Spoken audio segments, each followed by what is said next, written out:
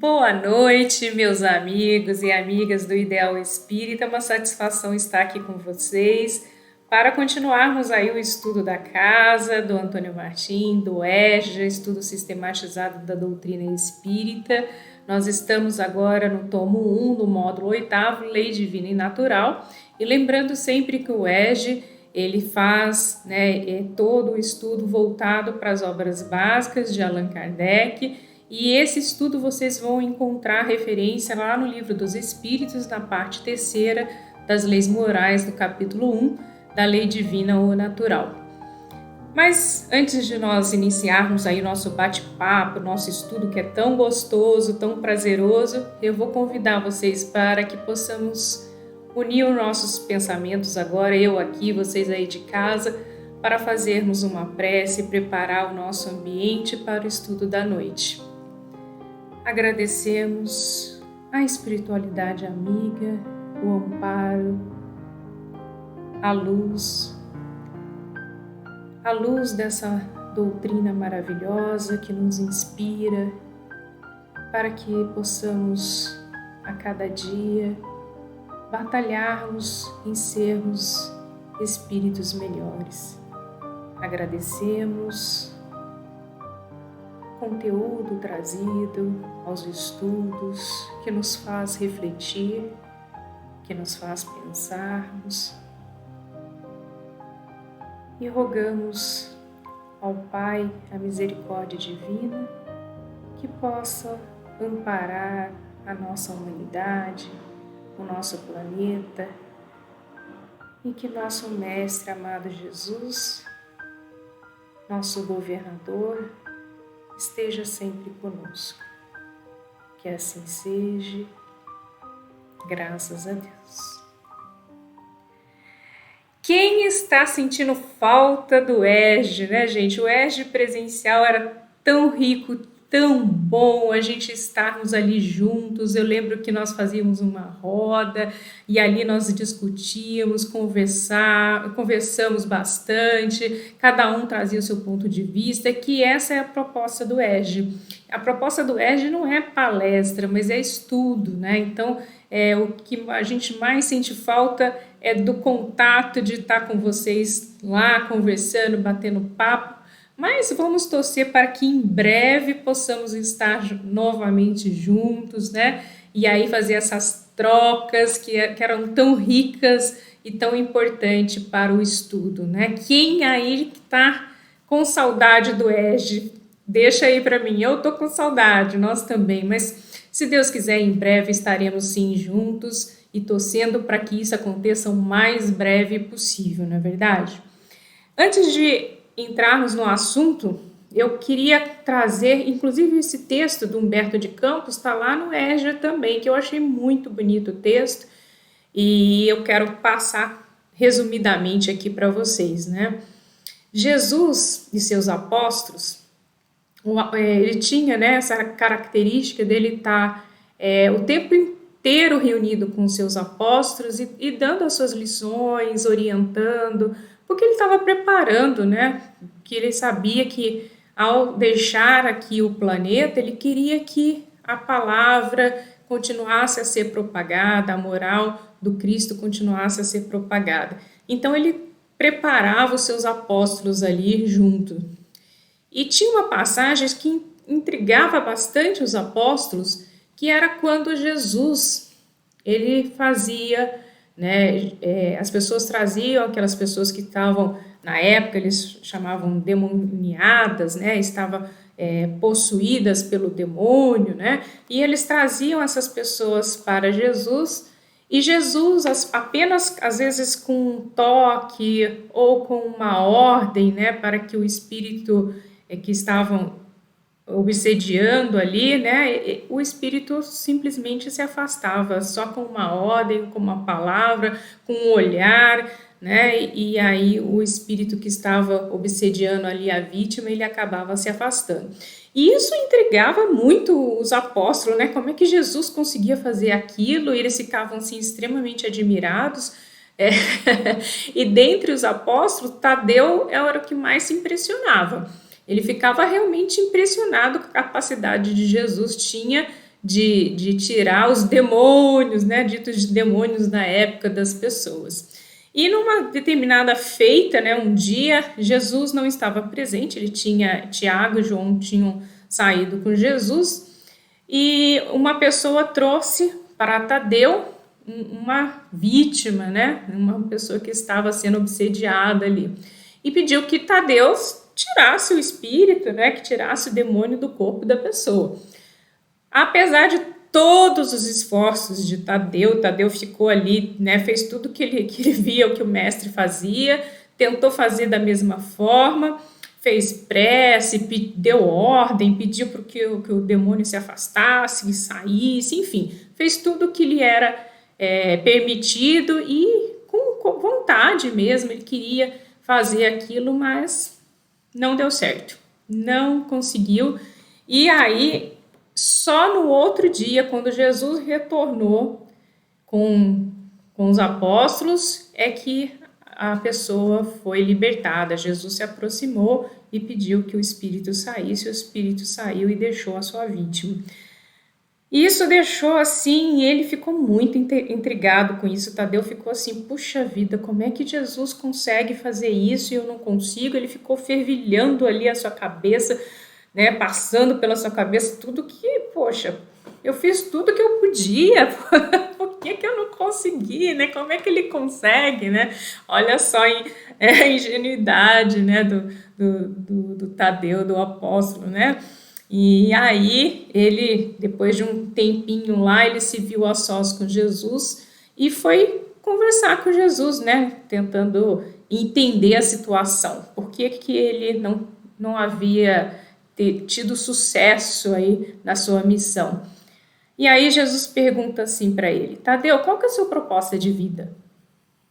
Mestre, minha proposta de vida é entrar no reino dos céus. Entendi, Tadeu. Então por que você fica tão aborrecido quando as pessoas estão obsediadas? Por que você quer que todos os obsediados, todos esses espíritos que estão obsediando, eles sejam afastados, vão para longe, largue, né, as suas vítimas? Que esse era o sentimento de Tadeu. Tadeu ficava, na verdade, aborrecido com esses espíritos, né? Mestre, porque a gente, né, quer que todos fiquem bem, então a gente não quer esses espíritos obsediando. Mas, Tadeu, todos somos filhos de quem? Do mesmo Pai, todos somos filhos de Deus, né? Mestre, mas eles, até as pessoas, os espíritos ruins são filhos de Deus? A ingenuidade de Tadeu, né? Mestre, sim, Tadeu. Até os que estão equivocados, né? Porque são irmãos nossos, mas que estão equivocados. Um dia eles conseguirão também enxergar que estão errados e vão se converter, né? Aí Tadeu entendeu, ficou meio cabisbaixo, pensativo, né? Então Jesus, resumindo o texto, né? Jesus fala para ele: Tadeu, todos nós somos filhos do mesmo Pai. Nós temos o objetivo e o propósito de seguir as leis de Deus, que são leis imutáveis. Nós temos o propósito, Tadeu, de amarmos uns aos outros, amar a Deus sobre todas as coisas e amar o próximo como a si mesmo. Aquele irmão que está desviado do caminho, a gente tem que auxiliar e ajudar para que ele volte para o caminho, que ele siga as leis, que ele consiga seguir o caminho do bem. Mas para isso nós temos que auxiliá-lo e ajudá-lo. E nós só iremos conseguir fazer isso se nós amarmos a todos, mesmo aqueles que estão equivocados. E o grande mandamento é amar ao próximo como a si mesmo. Essa é uma das leis divinas, né? Então, é muito bonito esse texto. Sugiro que vocês vão lá no ESG e leiam esse texto do Humberto de Campos, que é bem bonito de acompanhar e de ver, bem legal mesmo, uma história bem bonita. Então, ficou aí a lição para o Tadeu e a lição para nós também, não é verdade? Amarmos uns aos outros é um dos grandes mandamentos de Deus. Quando nós conseguirmos realmente fazermos isso, nós estaremos trilhando o caminho certo. E aí, Allan Kardec, lá na questão 614, ele traz que se deve entender por lei natural, né? A lei natural. O que se deve entender pela lei natural? Lei natural é a lei de Deus, é a única verdadeira para a felicidade do homem. Indica-lhe o que deve fazer ou deixar de fazer, e só é infeliz quando dela se afasta. Então, lei de Deus é a lei natural. Se nós estamos aqui, né, encarnados, nós viemos com essa lei. Nós, desde que fomos criados, desde os primórdios, nós temos lá a centelha divina dentro de nós. E Allan Kardec continua na questão 615. É eterna a lei de Deus? Kardec pergunta aos espíritos, né? A lei natural tem como característica ser eterna e imutável, como o próprio Deus, né? Se Deus a criou, ela é natural, eterna e imutável, não muda, né? Quem muda somos nós que estamos num processo de evolução. Então, nós fomos criados simples e ignorantes, estamos num processo evolutivo, então nós vamos estar em processo de mudança constante, lógico, né? Às vezes uns irão mais rápidos, outros mais lentos, mais demorados, mas todos nós iremos seguir para o progresso. Nós vamos continuar evoluindo. Então, nós mudamos. As leis de Deus não mudam, né? Elas são imutáveis como o próprio Deus. E elas estão aqui para nos reger, para nos auxiliar, para nos ajudarmos. Se você não se afastar dessas leis, você vai continuar no seu progresso. Toda vez que você desvia dessa lei, você vai retardar o seu progresso. Então, nós temos que entender que nós temos a centelha divina. Nós estamos aqui dentro, estamos aqui encarnados, né? Iremos passar por várias reencarnações, quantas forem necessárias, para que nós possamos entender as leis de Deus. Mas elas estão aí para nos auxiliar e para nos ajudarmos, né? As leis, na questão 617, Allan Kardec pergunta, né? As leis divinas, que é o que compreendem no seu âmbito, concernem a alguma outra coisa que não somente ao procedimento moral? Todas as leis da natureza são leis divinas, pois que Deus é o autor de tudo. O cientista estuda as leis da matéria, o homem de bem estuda e pratica as da alma. Então, as leis, né, elas estão aqui para auxiliar e ajudar aos homens.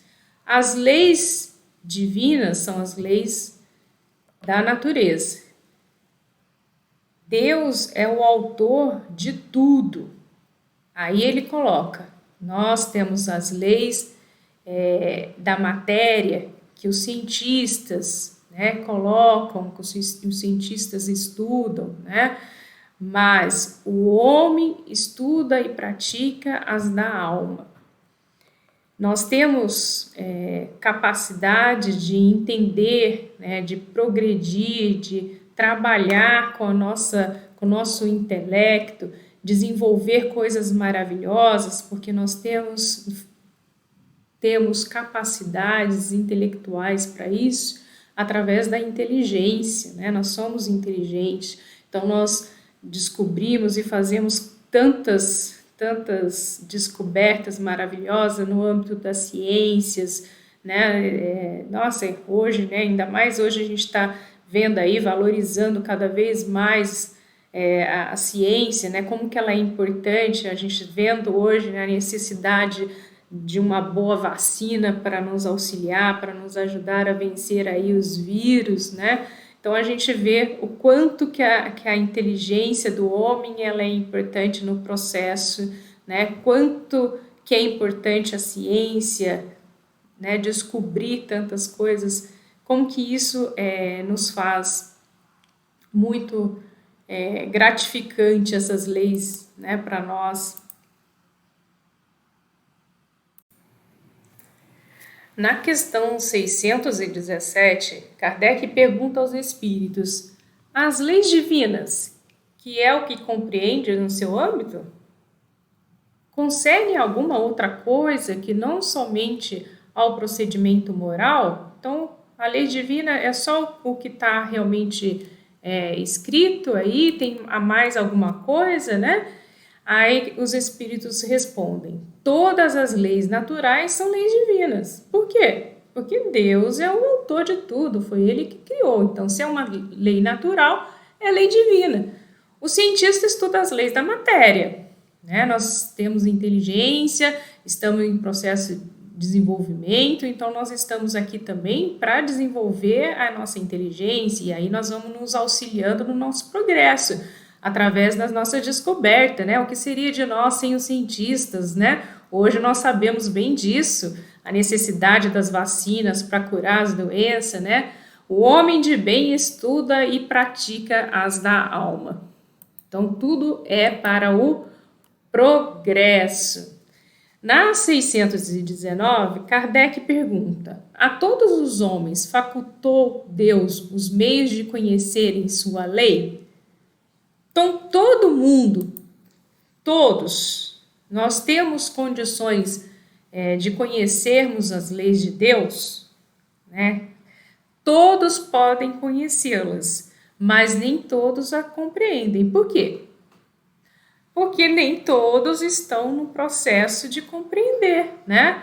Nós estamos num processo evolutivo, então cada um, conforme vai amadurecendo, vai compreendendo, vai entendendo melhor essas leis, né?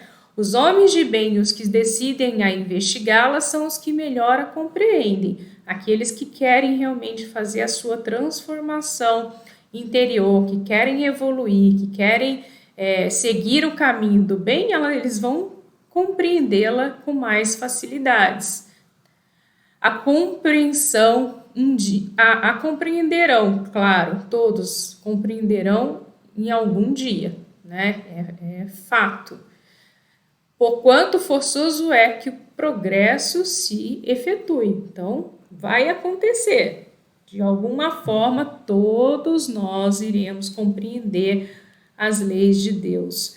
Elas estão aí para isso, né? Para nos auxiliar, para nos ajudar. E é necessário que nós a compreendamos.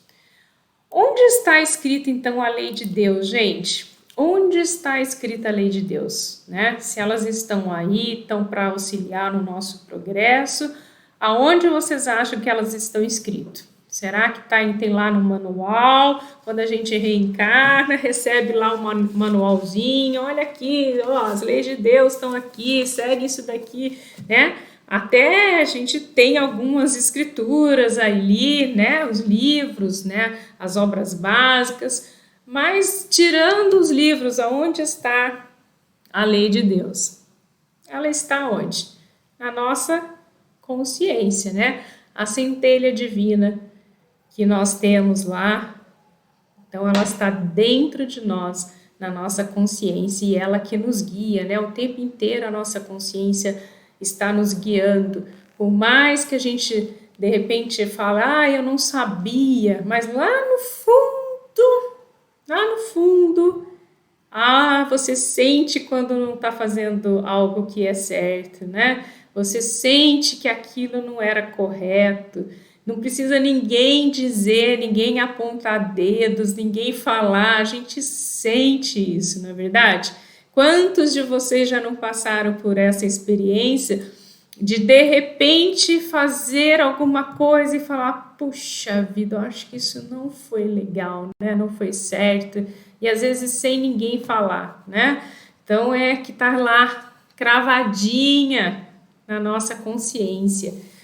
Visto que o homem traz em sua consciência a lei de Deus, que necessidade havia de ser-lhe ela revelada? Então, por que se ela está dentro de nós, por que de que em tempos nós temos aí, né, trazida aí por alguns messias a lei de Deus, né? Desde a época lá de Moisés, né, trouxe os 10 mandamentos, né? Então, cada hora a gente tem alguém para lembrar das leis de Deus.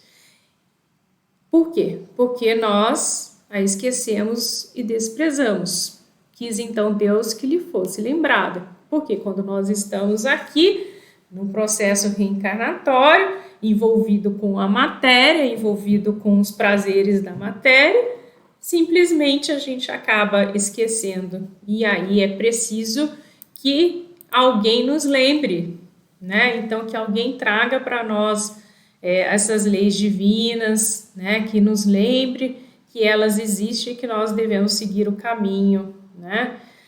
Na questão 622, Kardec pergunta aos espíritos: confiou Deus a certos homens a missão de revelarem a sua lei? Indubitavelmente. Em todos os tempos houve homens que tiveram essa missão. São espíritos superiores que encarnaram com o fim de fazer progredir a humanidade. Então, o objetivo é dar aquele empurrãozinho para a humanidade. Olha, vocês estão aí muito parados, né? Preste atenção. Os seus propósitos de vidas é seguir em frente, né?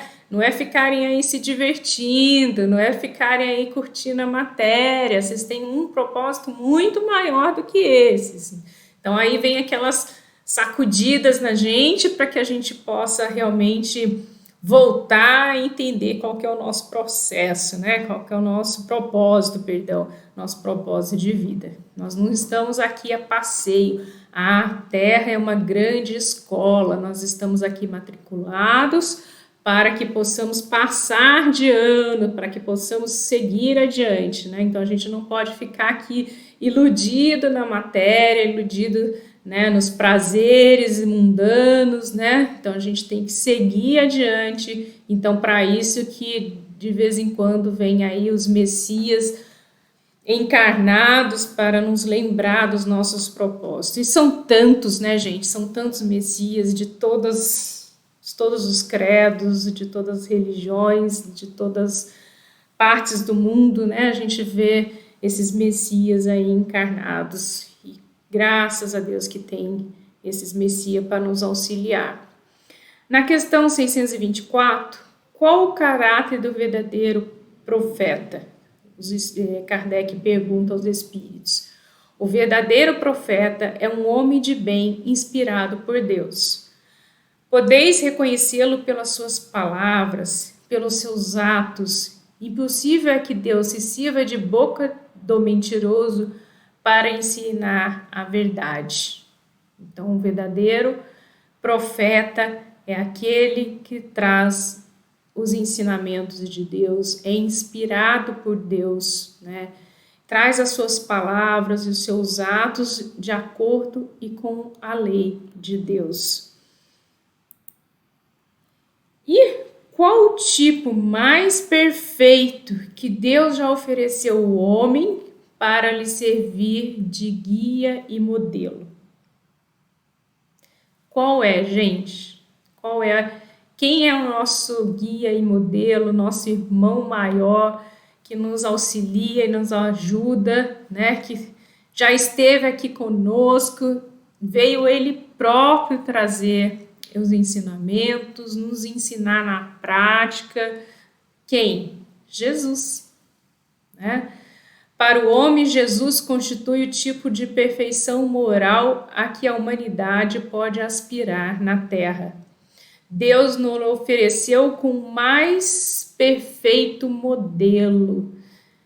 E a doutrina que ensinou é a expressão mais pura da lei do Senhor, porque o Espírito Divino o animava e porque foi o ser mais puro de quantos têm aparecido aqui na Terra. Então, Jesus é o nosso grande guia e modelo, e há muitos e muitos anos estamos aí tentando seguir os ensinamentos de Jesus, entender, né, toda a sua mensagem. E hoje ele é aí o nosso governador do nosso planeta, que está sempre conosco, né? Jesus esteve sempre conosco. Desde a formação desse planeta, ele esteve aqui conosco e continua a nos governar e continua a ser o nosso grande guia, o nosso grande modelo. Para que seja mais bem explicitada a lei natural, pode ser dividida em 10 partes, né? Então, essa divisão da lei em 10 partes foi trazida também por um dos grandes messias, antecessor de Jesus, que era Moisés, né? Compreendendo as leis de adoração, a lei de trabalho, de reprodução, de conservação, de destruição, de sociedade, de progresso, de igualdade, de liberdade e, por fim, a grande lei de justiça, de amor e de caridade. Essa é uma das grandes leis, né? De justiça, de amor e de caridade. A última lei, ela é a mais importante, por ser a que faculta ao homem adiantar-se mais na vida espiritual, visto que resume todas as outras leis, né? A lei de amor, de caridade. Se nós apenas ficarmos com esse último mandamento, né, amor e caridade, todos os outros vão ser desenvolvidos juntos. Porque a partir do momento que a gente trabalhar com essa lei de amar ao nosso próximo como a nós mesmos, servirmos, né, o outro, darmos o de melhor que temos para o outro, auxiliar os nossos irmãos, aqueles que estão em erro, aqueles que desviaram do caminho, aqueles que estão perdidos, aqueles que sofrem, aqueles que passam por tantas e tantas dificuldades, né? E cada um de nós pode fazer um pouquinho, gente, não precisa ser muita coisa, né? Porque às vezes a gente vê todas essas leis e a gente fala assim, nossa, será que nós vamos ser capazes de fazermos isso, né? Será que nós vamos conseguir? Se a gente não tentar e não tentar fazer o que a gente pode no dia de hoje, com o que a gente tem, e a gente esperar grandes eventos e acontecimentos para a gente fazer isso, quando será? Né? Em que tempo será? Então a gente tem que fazer o agora, fazê-lo agora, naquilo que a gente pode, em sua volta, no seu convívio, no seu meio, né? Começando dentro de casa.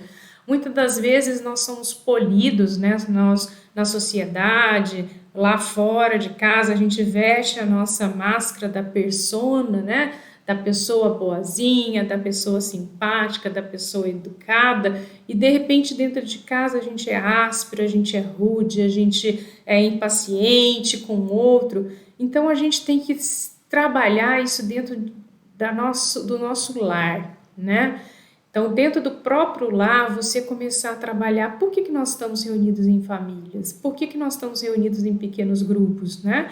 Para que a gente possa aprender num montante menor para expandir para um montante maior. Então, é da micro para o macro, né? Então, a gente tem que trabalhar dentro do nosso núcleo familiar e ali a gente trabalhar a tolerância, a paciência, né? Então, assim, ter mais paciência com o outro que convive conosco, sermos mais gentis, mais generosos, né? Mais gentis, mais generosos, tolerantes, né? Ah, o outro deixa tudo bagunçado, tá bom, eu vou lá, eu converso, oriento, mas não me custa também um dia eu ir lá e organizar para o outro tá atrasado, eu vou lá e hoje está me sobrando um pouquinho mais de tempo, então eu vou lá e eu preparo o café hoje. Então são pequenas gentilezas que a gente vai se habituando a fazer dentro do nosso lar e que aí a gente expande para o outro. É aquela coisa, né? A gente vai receber visita, arruma a casa, né? Separa a melhor louça para visita, separa a melhor roupa de cama para visita, né? Porque a visita tem que ser bem impressionada, a visita tem que estar sendo bem tratada. E aí a gente fica, quando a visita vai embora, a gente fica com a roupa de cama rasgada, feia, a gente fica com um talher feio. Por que dentro da nossa casa a gente não pode também nos tratarmos bem, como se fôssemos visitas, né? A gente está falando das coisas, né, pequenas, né, uma referência, uma analogia, mas eu digo no tratamento com o outro, né, também, né, no tratamento de delicadeza, de gentilezas, né, de servir ao outro. Então, isso a gente vai aos poucos habituando dentro do nosso próprio lar e vai expandindo isso para fora, porque aí nós vamos estarmos sendo verdadeiros, porque não adianta eu lá fora criar uma persona e no meu íntimo eu ser outra, não, a gente tem que ser verdadeiros, a gente tem que realmente fazer essa transformação que a doutrina espírita pede para que possamos colocá-las em prática e sermos verdadeiros e aí expandir para o nosso bairro, para a nossa cidade, para a nossa vizinhança, para o nosso planeta, né? Então, nós vamos estar trabalhando realmente nessas mudanças para que possamos ser homens de bem. E aí é uma passagem do Evangelho que eu gosto muito, essa passagem. É a passagem que eu mais gosto do Evangelho, que está lá no capítulo 17, o Evangelho segundo o Espiritismo, né? Sedes perfeito. O verdadeiro homem de bem é aquele que pratica a lei de justiça, de amor e de caridade em sua maior pureza. Sem interrogar a consciência sobre os seus próprios atos, pergunta a si mesmo se não violou essa lei, se não fez o mal, se fez todo o bem que podia, se negligenciou voluntariamente uma ocasião de ser útil, de ajudar, né? Se ninguém tem o que reclamar dele, enfim, se faz a outro tudo o que quereria que se fizesse para com ele. E aí vocês vão dizer, nossa, Poliana, mas isso é muito difícil, né? À primeira vista parece ser muito difícil, mas é o que nós temos que fazer. Então nós temos que batalhar para isso, gente. Nós temos que batalhar para isso. Parece sim ser difícil, mas pense assim, como eu gostaria de ser tratado? Como eu gostaria que as pessoas me considerassem? Como eu gostaria de que as pessoas fossem mais pacientes comigo, né? Então, coloca isso para o outro. Sabe aquela questão da empatia, né? Que a gente acha tão bonito falar, tem que ter empatia com o outro, mas tem que ser empatia verdadeira, né? Tem que ser empatia mesmo. Então, é você trabalhar com isso diariamente, todos os dias. E é uma luta diária, você tem que se esforçar para isso. E aí tem aquela outra passagem que eu gosto muito, que é do Santo Agostinho, que ele pede para que nós possamos, toda a noite, antes de dormir, refletir sobre as nossas ações durante o dia e perceber o que a gente fez de certo, o que a gente fez de errado, refletir sobre os nossos atos e tentar corrigir no outro dia. Então é isso, não é que nós vamos ser, da noite para o dia, seres perfeitos, mas nós temos que batalhar para sermos homens de bem, né? Então nós temos que fazer isso através de trabalho e de esforço. Não adianta a gente ficar sentado esperando que as coisas mudem se nós não nos movimentamos para que ela mude. Então nós precisamos trabalhar nesse processo e esse trabalho é individual, é de cada um. Não adianta eu querer exigir do outro, olha, seja bonzinho, seja paciente, seja caridoso, né? Cumpra as leis de Deus.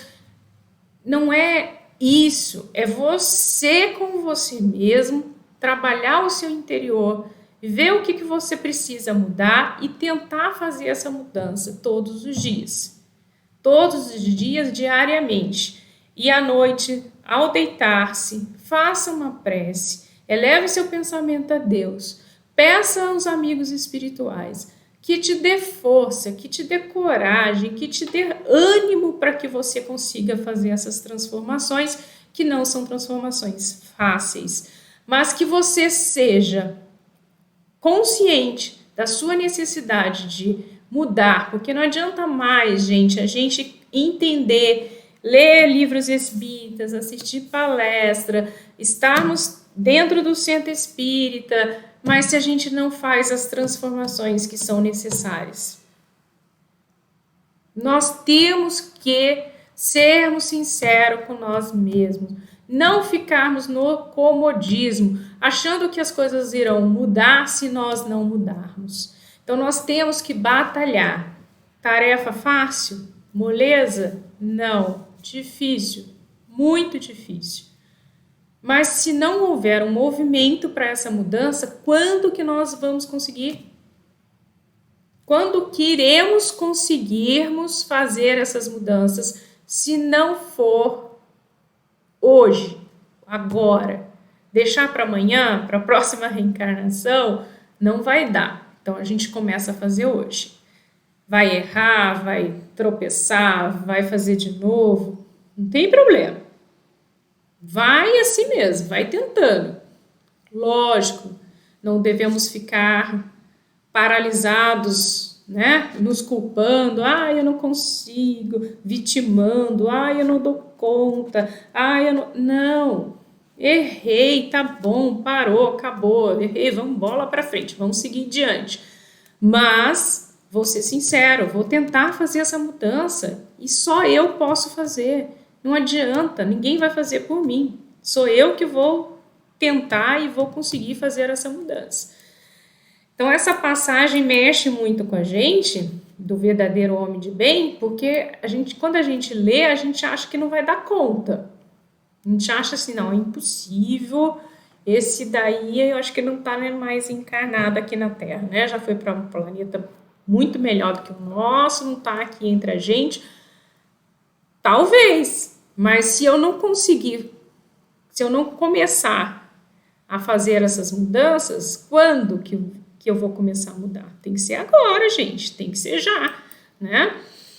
E aí, continua lá no Evangelho, o verdadeiro homem de bem é aquele que tem fé em Deus e no futuro, por isso é desprendido dos bens materiais e dá mais importância aos bens espirituais. Busca a verdade, o conhecimento e a sabedoria, já que, como foi criado simples e ignorante, necessita suprir as suas carências.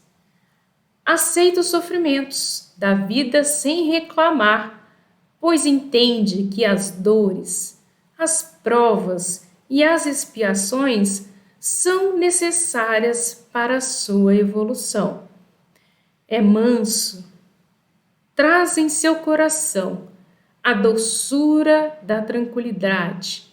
Portanto, não se alimenta do ódio, do ressentimento. Tem prazer em fazer o bem e consolar aquele que sofre. E ainda pensa que, tanto em si como nos outros, não discrimina ninguém por raça, crença, etc., porque considera todos os homens como irmãos. Olha que bonito isso, gente, né? Olha que profundo são essas palavras, mas que necessárias que a gente realmente as entenda, né? É necessário que a gente busque essa transformação, é necessário que a gente tente fazer essa transformação. Nós temos que buscarmos isso verdadeiramente, né? Então, a gente tem que realmente buscar essa transformação. não é da noite para o dia, mas ela é necessária.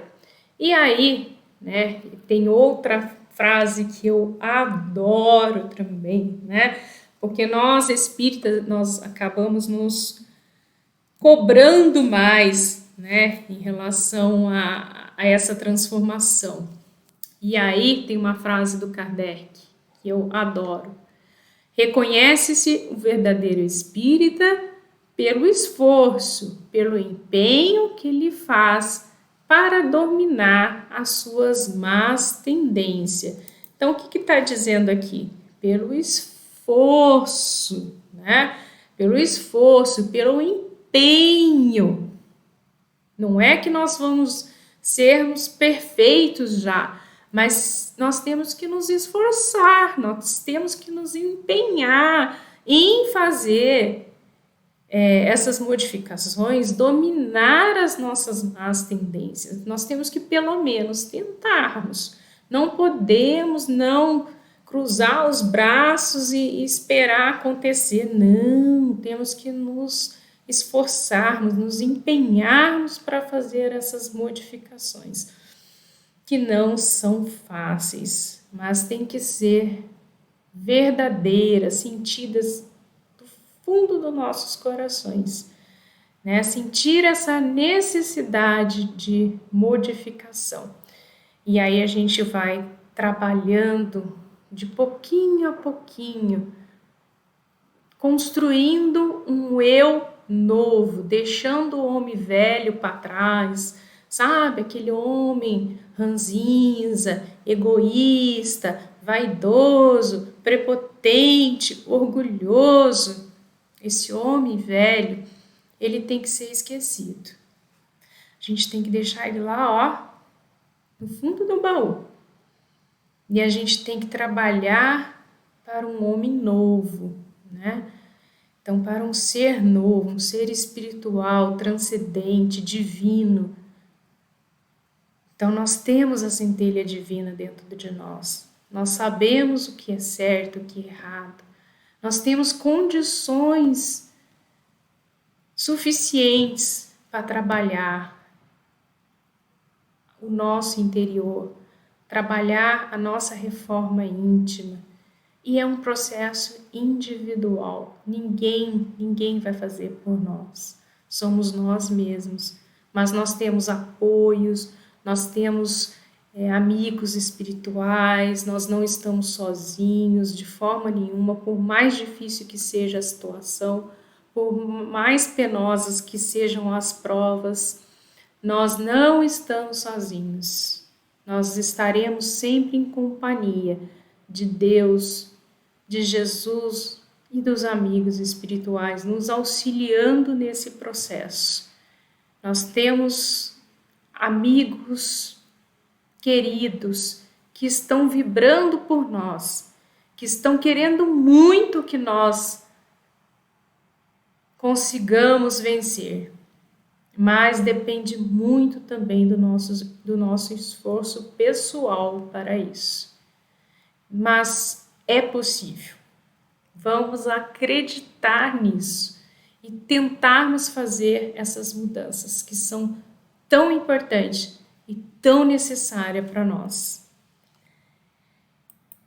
Muito bem, meus amigos. Fico muito feliz de estar aqui com vocês, de compartilhar com vocês esses momentos. E espero muito em breve que possamos estar juntos novamente, conversando, dialogando, né? Porque isso enriquece o nosso estudo, o nosso trabalho. Estamos saudosos do convívio de vocês, mas que em breve possamos realmente estarmos juntos. E agora eu convido a todos para fazermos a nossa prece.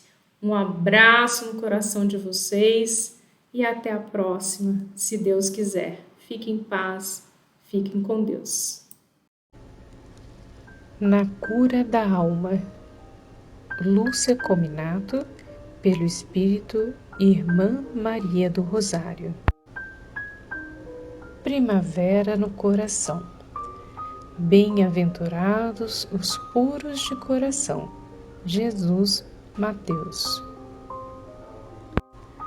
Florido deve ser o teu coração, como um jardim em plena primavera. Traz o teu interior assim primaveril, alegre, radiante, e cultiva no campo fértil de tua alma flores de amor, de esperança, de paz, de misericórdia, de ternura e de caridade. Guarda em ti a humildade das violetas, a pureza dos lírios, a delicadeza das rosas, a simplicidade das margaridas. Não permitas que a frieza do inverno faça morada em teu coração, nem que as folhas secas do outono venham trazer-te secura de sentimentos. Desprende de ti aquele calor morno e agradável da estação primaveril, não o calor abrasador de um verão intenso, de um sol caustigante que incendeia os corações pelo fogo das paixões, do ódio, do ciúme, da inveja, dos desejos de vingança. Transforma o teu interior num jardim encantado em que a primavera se faça sempre presente nas flores perfumosas, símbolo dos seus sentimentos puros e nobres que souberes cultivar. Retira do teu jardim os calhos da incompreensão, o joio da maledicência e do orgulho, os espinhos da agressividade, para que somente as belas flores possam vicejar em teu coração. Faze desse jardim encantado morada perene de luz e de paz, de bondade, de paciência, a fim de que Jesus nele encontre acesso e possa transitar por suas alamedas sempre floridas.